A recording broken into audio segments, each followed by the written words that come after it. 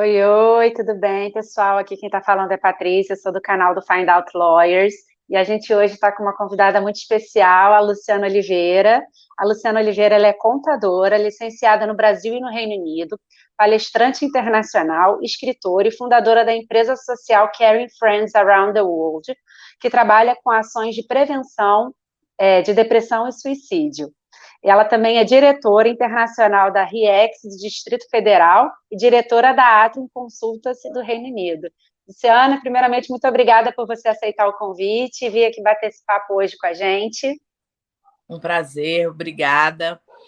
E eu gosto muito do trabalho de vocês e foi uma conexão muito imediata, né? Porque eu gosto de empresas assim, que são fácil da gente entender o que faz, que tem também, além do propósito comercial, tem o propósito de estar fazendo algum tipo de trabalho pro bono, especialmente para advogados, né? É tão difícil encontrar um advogado quando você realmente precisa, ainda mais alguns advogados que possam fazer trabalho pro bono. Então, parabéns pelo trabalho de vocês também. Ai, obrigada, Luciana, obrigada mesmo. E a gente hoje vai conversar sobre saída definitiva do Brasil, as novidades de 2022, né, Luciana? Luciana é super experiente no assunto e ela aqui hoje vai explicar para a gente um pouquinho como é que funciona, quais são os trâmites, por que se deve fazer essa declaração, como se deve fazer, quando. Luciana, esclarece um pouquinho essa situação para a gente. Sim, a saída definitiva, em termos mais simples possíveis, se resume à notificação oficial à Receita Federal de que o brasileiro não está mais residindo no Brasil. Então, todo brasileiro que sair do Brasil e for passar mais do que 12 meses, isso se caracteriza uma situação permanente aos olhos da Receita Federal. Lembrando que não estamos falando de imigração, as pessoas confundem com imigração. Então, assim, não tem nada a ver com seu status imigratório no exterior. Tem a ver com as suas obrigações tributárias dentro do Brasil como cidadão brasileiro. Então, a partir do momento que você mora no exterior, você tem essa obrigação. Lembrando que tem pessoas que podem ter residência num país, ou residência em mais de um país, ou domicílios em vários países. E é importante que essa decisão sobre a residência ou sobre o domicílio esteja alinhada às obrigações. Não adianta, o que eu estou querendo dizer é, não adianta você dizer que faz uma coisa na teoria e fazer outra coisa na prática, ou fazer alguma coisa na prática e no seu imposto de renda não está refletindo isso. Uhum. E essa notificação, essa comunicação de saída definitiva, ela é muito importante para pessoas, para brasileiros que estão em países onde não há acordo bilateral. Exemplo, Reino Unido, Alemanha, Estados Unidos, não tem acordo bilateral. Então, você está correndo o risco de ter que pagar imposto 2 vezes se você não fizer isso. Outra coisa que os brasileiros esquecem: a obrigação de fazer imposto de renda é somente do residente e não do não residente. O que a gente vê acontecendo na prática, por exemplo, às vezes o brasileiro passa 10 anos no exterior, 5 anos no exterior, 20 anos no exterior. Aí, quando ele quer voltar, ele acumulou um capital, ele acumulou um patrimônio, aí ele quer ter as vantagens de retornar para o país. E aí, como ele estava fazendo errado e não fez a notificação, e continuou muitas vezes fazendo o imposto de renda de forma incorreta, ele não tem nem como explicar que ele realmente estava no exterior. Porque as pessoas esquecem que a declaração do imposto de renda é uma declaração de que você teve aquela circunstância, teve aquelas transações. Então, por exemplo, se o brasileiro no exterior continuar fazendo imposto de renda, ele deveria estar declarando a renda dele no exterior também. Ou seja, traria uma carga tributária muito maior e que não é necessária. Então, é muito importante fazer isso para que a Receita saiba. Basicamente, é falar para a Receita o que está acontecendo na prática. Está residindo no exterior? Avisa a Receita Federal. Qual é o processo para fazer isso? A comunicação da saída definitiva. Ponto. É mais simples do que se imagina, mas eu já percebi, Patrícia, que existem muitos outros questões alinhadas a essa decisão. Por exemplo, o fato da comunicação saída definitiva se chamar comunicação da saída definitiva já inibe as pessoas, porque aí os brasileiros falam assim: não, eu não estou no exterior de forma permanente, de forma definitiva. Eu estou temporariamente. Mas tem uma questão, acho que psicológica também da pessoa, né? Ela, poxa, mas eu quero manter um vínculo com o Brasil. Eu vou sair definitivo? Não, eu quero ficar no Brasil também. Eu quero voltar quando eu puder. Então não é, gente. Na prática, não é uma saída definitiva. É só uma saída superior a 12 meses. Ela é reversível. Ela tem uma irmã gêmea chamada entrada definitiva no Brasil. Então, as pessoas, quando voltam, podem fazer. E outra, ela é para cada ano fiscal. Pode ser que um ano você esteja residente, pode ser que um ano você não esteja residente. Então, assim, depende do ano. Né? E é por isso que é importante a gente saber como funciona, para a gente poder fazer o que é necessário sem maiores dramas. Mas dos procedimentos tributários que eu faço há 25 anos, esse é o que eu acho que tem mais gatilhos emocionais mesmo.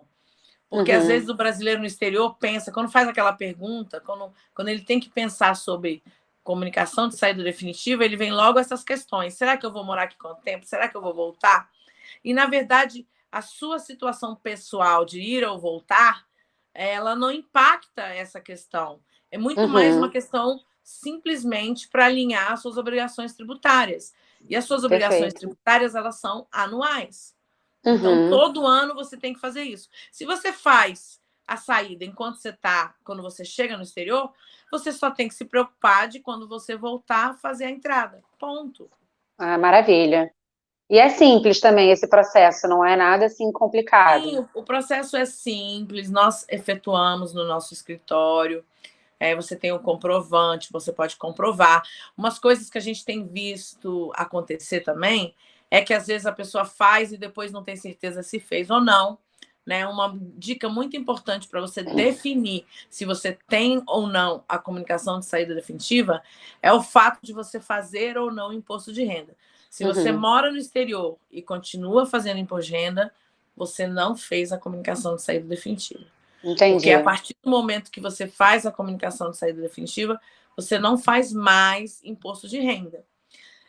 E o que não isenta você de pagar imposto também.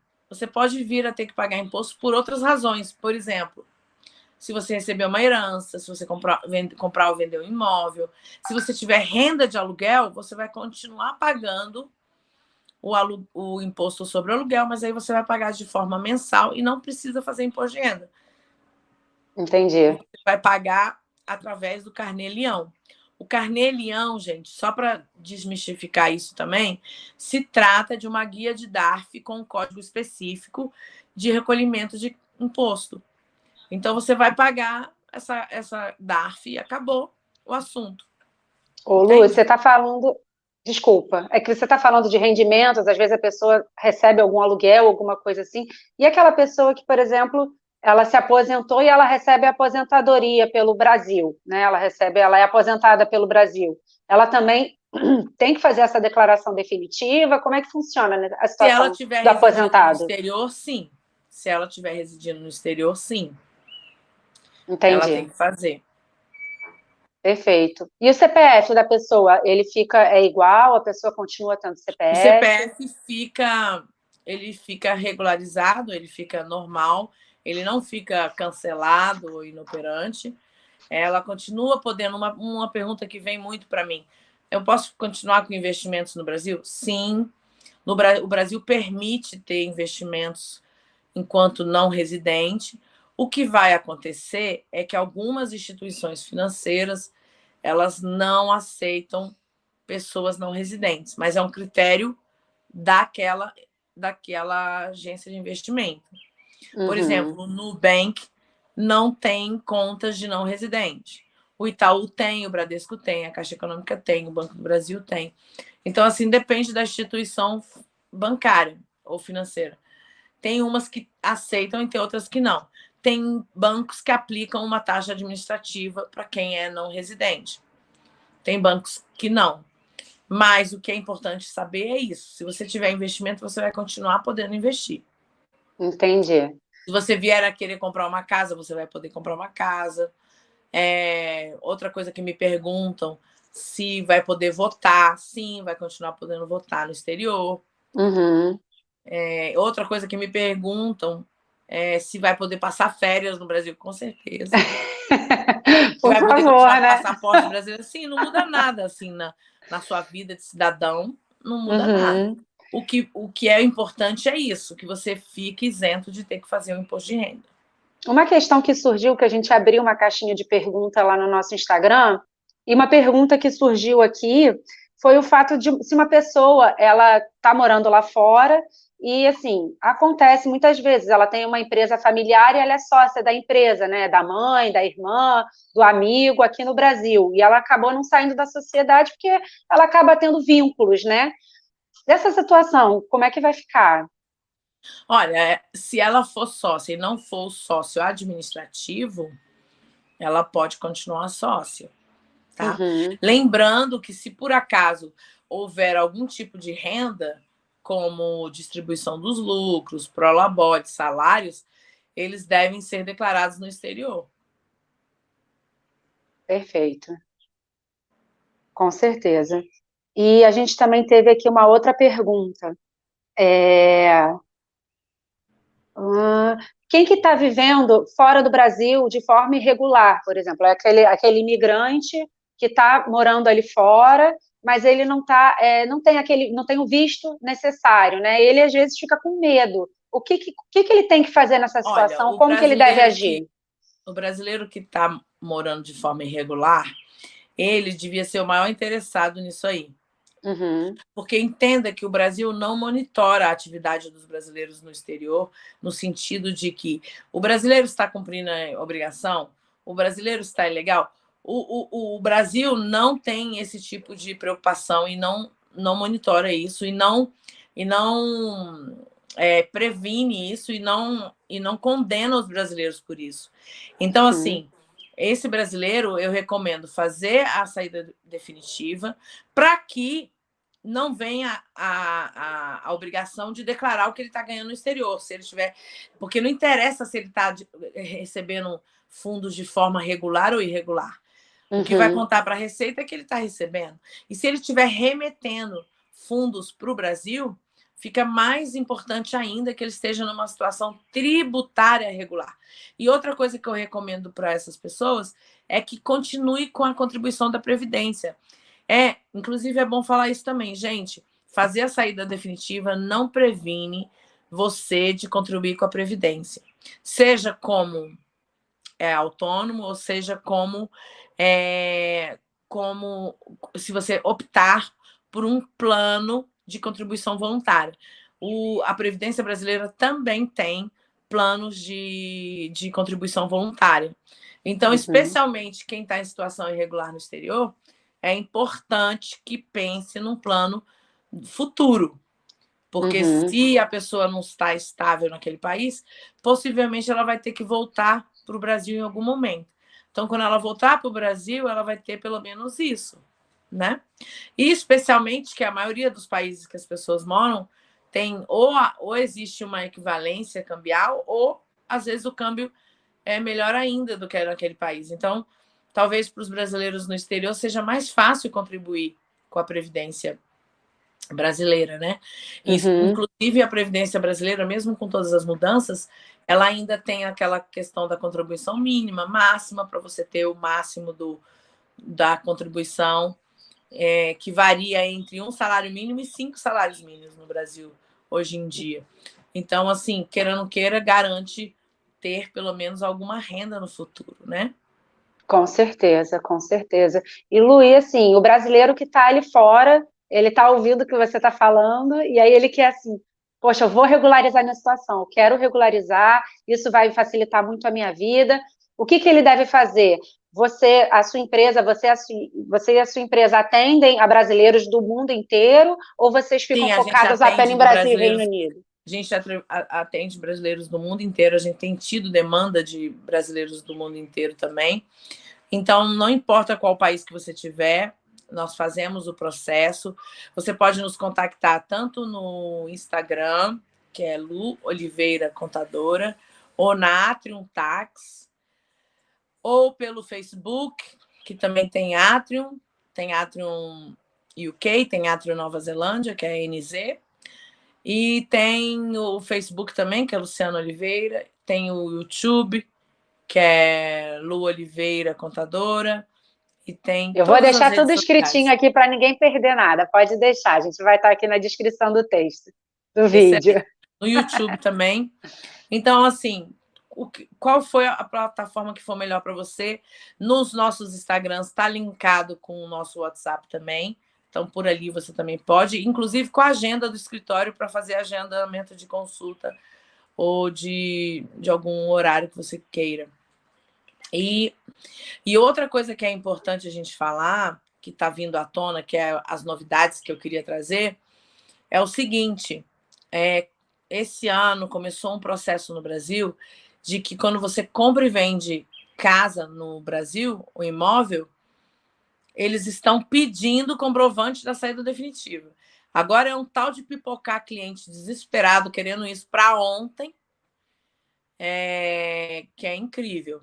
Estão pedindo para isso, e as companhias, as instituições financeiras de transferência de dinheiro, que os brasileiros no exterior conhecem muito bem, como a Wise Transfer, como... Qual é a outra que tem grande? Tem a remessa online também. Remessa online, até o Banco do Brasil tem um Banco do Brasil online, remessa. Todas essas instituições começaram a pedir comprovante de saída definitiva quando tem transações muito altas entre o exterior e o Brasil. E outra coisa também, gente. No Brasil, doação atrai carga tributária para quem recebe o dinheiro. Então, muito cuidado, pessoas que fazem poupança no nome do pai, da mãe, do irmão, do tio, da avó. Doar dinheiro para pessoas no Brasil tem que ser declarado e atrai tributação, dependendo do valor que você está doando e dependendo do estado que a pessoa mora, porque cada estado tem um limite, tá? Então, assim, são nuances que as pessoas vão fazendo, e quando vão ver, acha que não tem problema, né? O brasileiro adora falar que não existe... que existe... Como é o nome daquela palavra, Patrícia? Que a conta da pessoa física não pode ser vista, não pode ser checada, esqueci o nome. Blindada? Não, que é... que não pode ser olhada, como é que é? Numa investigação, não pode ser... Sigilosa? Sigilo bancário.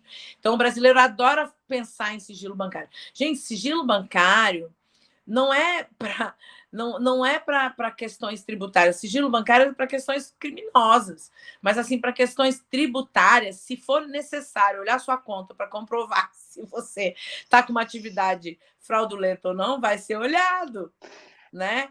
E, assim, dependendo do volume, uma pessoa que, às vezes, está fazendo um imposto de renda zerado, e aí tem uma movimentação de 500 mil reais. Hello? Né? Tem alguma coisa errada aí. Então, assim... E também outra coisa, não sei no Brasil, tá? Vou até checar, mas no Reino Unido, por exemplo, se a sua conta entrar, se eles tiverem dúvida da idoneidade da sua conta, primeiro eles congelam, seus fundos vão para a tesouraria, e aí, a partir disso, que aí você tem que se explicar, e aí eles cobram uma taxa super alta para te devolver o dinheiro que é seu. Então, a gente... aquela frasezinha que fala muito em inglês, que eu acho que fala em português. There is no free lunch. Então, assim, não tem almoço grátis. É isso Entende? aí. Quando você abre uma conta bancária, se você for ler todas aquelas palavrinhas que estão no contrato, você vai ficar surpreso, né? Porque, assim, o banco, ele é uma instituição que protege os interesses da Receita também. Então, assim, o banco é o primeiro a ter os mecanismos de monitoramento para saber se está tendo uma atividade fraudulenta ou não. Mesmo porque os bancos pagam seguro no valor que você tem na sua conta. Eu não sei se vocês já ouviram falar disso, mas, por exemplo, acontece muito no Reino Unido, as contas são asseguradas no máximo de saldo de 25 mil libras. Então, se você também tem um saldo superior, o seu risco e a manutenção do custo daquela conta já aumenta. Já tem outro patamar de compliance. Então, assim, não é uma questão pessoal da sua conta e da sua atividade, mas é uma questão de compliance do próprio banco, da própria instituição bancária, tá? E aqui, gente, eu falo com mérito também, porque assim, eu já trabalhei em banco, meu avô e meu pai trabalharam e aposentaram para o banco, e eu fiz consultas pontuais sobre esses assuntos com o Itaú, com o Bradesco, com o Banco do Brasil.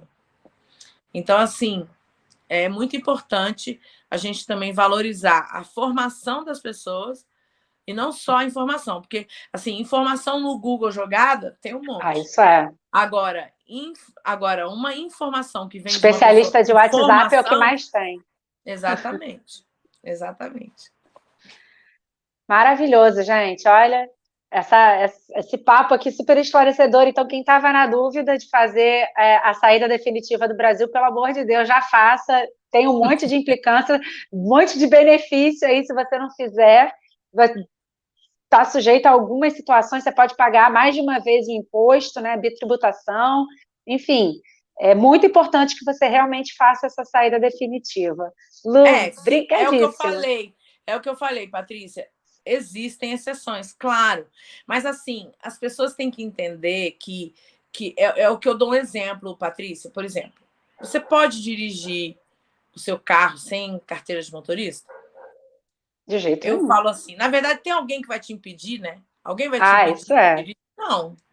Vai e dirige. Até o dia que... Mas o dia que a polícia te parar e você te pedir a carteira e você não tiver, aí você vai pagar o preço de ter dirigido sem carteira. Então, é a mesma coisa com imposto, né? Às vezes tem gente que fala assim para mim, mas se eu não fizer nada, vai acontecer alguma coisa? Não, não vai acontecer até a hora que você precisar. Né? Até a hora que você... É claro que existem os riscos, né, pessoal? O nível de risco. Por exemplo, às vezes é tão engraçado porque o ser humano é tão diferente. Às vezes uma pessoa faz uma consulta comigo, paga a consulta e fala assim para mim, Luciana, eu não tenho nada, não ganho nada, não trabalho em lugar nenhum, nunca trabalhei, sou sustentada pelo meu parceiro ou parceira, né?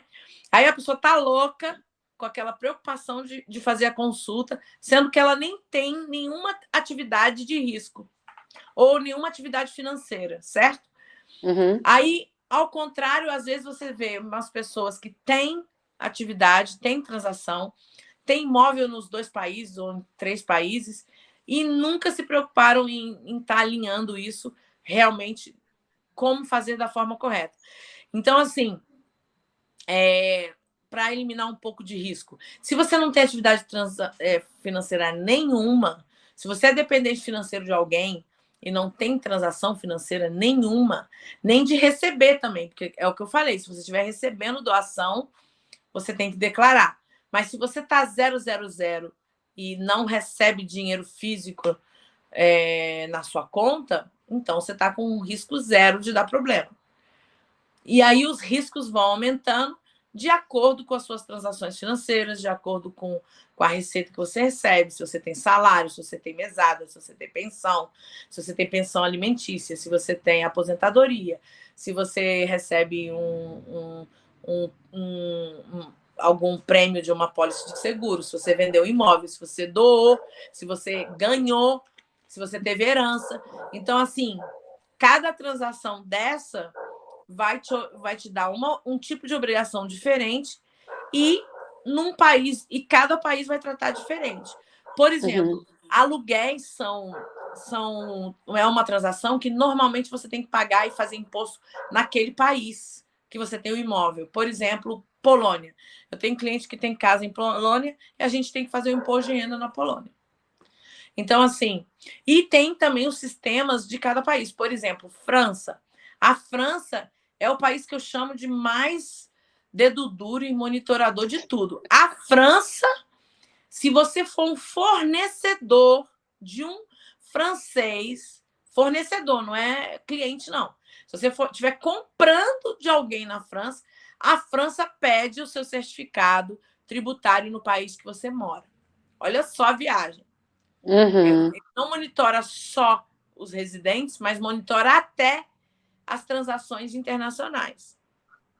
Então, a França monitora até quem não mora. Se quiser fazer transação com alguma empresa ou pessoa francesa, você vai ter que provar que você paga imposto onde você mora. Olha só a viagem. Então, por exemplo, tem países assim como a França, tem um país como os Estados Unidos, por exemplo, gente, que os Estados Unidos é o seguinte: se você tiver green card ou for americano, você vai pagar imposto pro resto da sua vida. Se você resolver ficar indígena lá na Amazônia, lá em Bali, e se você tiver alguma renda, tu tem que pagar de volta nos Estados Unidos. Não interessa se você mora ou não mora nos Estados Unidos pro resto da sua vida, você tem que fazer imposto de renda e pagar imposto nos Estados Unidos. Olha só a viagem. Uhum. Por exemplo, o Brasil e o Reino Unido, se você não for residente, você não precisa pagar imposto nesses países. Então, assim, cada país tem uma regrinha. Em compensação, por exemplo, o Brasil, ele obriga, se você for residente, ele obriga você a declarar toda a sua renda worldwide. Não interessa onde tem renda, se você for residente no Brasil, você tem que declarar worldwide. Já no Reino Unido, você só declara se você for. Se você não for residente, você não tem que declarar nada. Uhum. Você pode até ter renda no Reino Unido e não estiver lá, você não paga nada. Então, assim, cada país uma regrinha, cada natureza de transação uma regrinha. Então, é muito importante saber. E outra, hoje eu estava falando sobre os limites.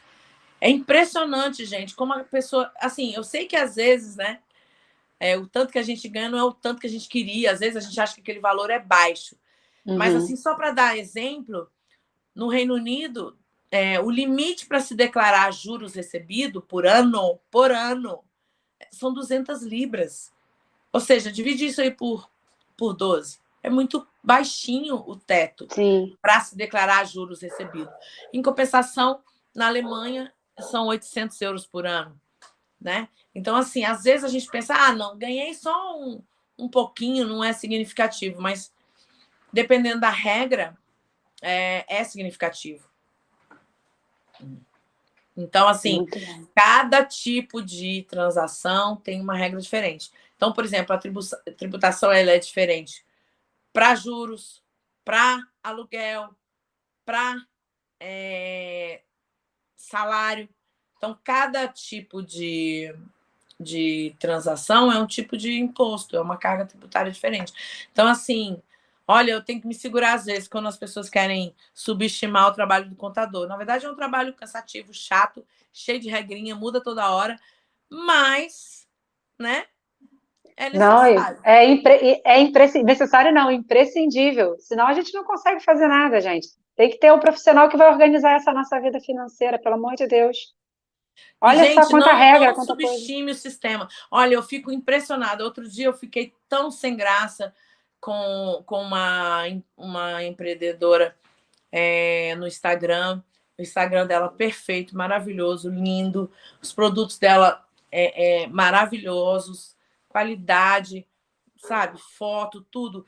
Gente, quando você está no nível de estar vendendo publicamente, online, você tem que entender que você também está se expondo, né? Então, se você está vendendo online na internet, seja produto ou serviço, você tem que saber que existe uma expectativa de que você tenha uma empresa, de que você possa fazer os recibos, que você possa dar uma nota fiscal para o teu cliente. Olha, foi uma situação tão embaraçosa, porque essa moça criou uma situação tão difícil para mim, porque eu fui pedir um recibo, e eu não pedi um recibo porque eu sou contadora, não, eu pedi um recibo porque eu pedi um recibo. Mas, olha, virou um transtorno.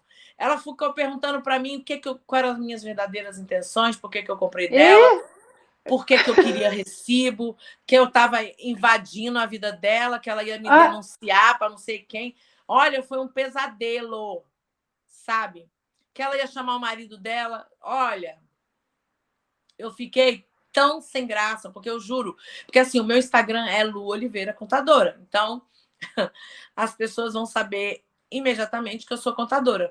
Mas eu juro que eu não tinha intenção nenhuma de estar invadindo a vida dela. Mas as pessoas têm que entender que até se você comprar um pão na padaria e custar R$1, alguém vai te dar um recibo de R$1.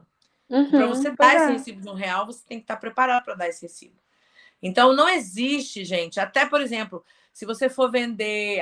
vou vender meus sapatos velhos em casa. Pronto. Já virou uma transação comercial. Vou vender... É claro que aí você paga imposto se você tiver lucro. Se você comprou um sapato por R$100 e vender por 50, tá no prejuízo. Beleza. Não tem imposto. Mas, tipo assim, as pessoas não podem subestimar. Quer ver uma que eu ouço muito? Não, eu não tenho empresa, não. É só uma coisa que eu faço, que eu vendo, que eu vendo e que eu nada de empresa, não. Eu tenho medo até dessa palavra, empresa.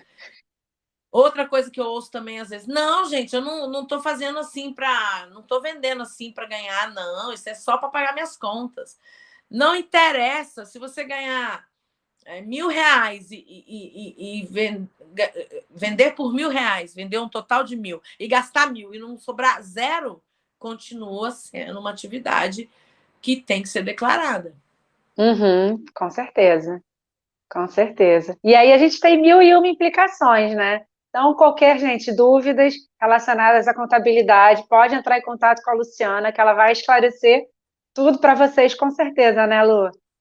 Sim, é um prazer. Eu falo que imposto é vida, né? Tinha uma época, até essas questões que eles falam, né, de ressignificar e de você ficar feliz com a sua profissão. Por muitos anos, eu tinha uns clientes que falavam assim: Luciana, toda vez que eu olho para você me dá uma tristeza, porque eu tenho conta para pagar, porque eu sei que você vai mandar eu pagar alguma conta, né? Eu lembro um casal que uma vez foi no meu escritório e falou assim: nossa, a gente ia sair daqui e ia na concessionária comprar um carro, e agora a gente nem vai mais poder comprar o carro. Mas, gente, a gente também não pode ser egoísta, porque as pessoas, às vezes, não contam como a carga tributária como uma coisa que faz parte, tá? O verdadeiro empresário de sucesso é aquele que consegue pagar também seus impostos. Não adianta se iludir. Você ganhar o suficiente para não pagar imposto, só paga imposto quem tem lucro. Imposto é vida. Se você tem lucro e está ganhando dinheiro, você paga imposto. É isso, é uma forma de enxergar, com certeza. Agora, se você está trabalhando, está vendendo, está prestando serviço, e no fim do dia você não tem dinheiro nem para pagar os impostos, é porque você está fazendo alguma coisa de errado. Seu preço está errado. Isso é verdade. Isso é verdade. Verdade. Isso é verdade. E aí isso é um papo para um outro, para uma outra conversa. Lu, muito obrigada aí por você ter participado. Então a gente vai deixar aqui os seus contatos. Qualquer dúvida, todo mundo pode entrar em contato com a Lu. E é isso, gente. Brigadão, viu, Lu? Obrigada, querida. Até a próxima. Um beijo. Beijo, gente.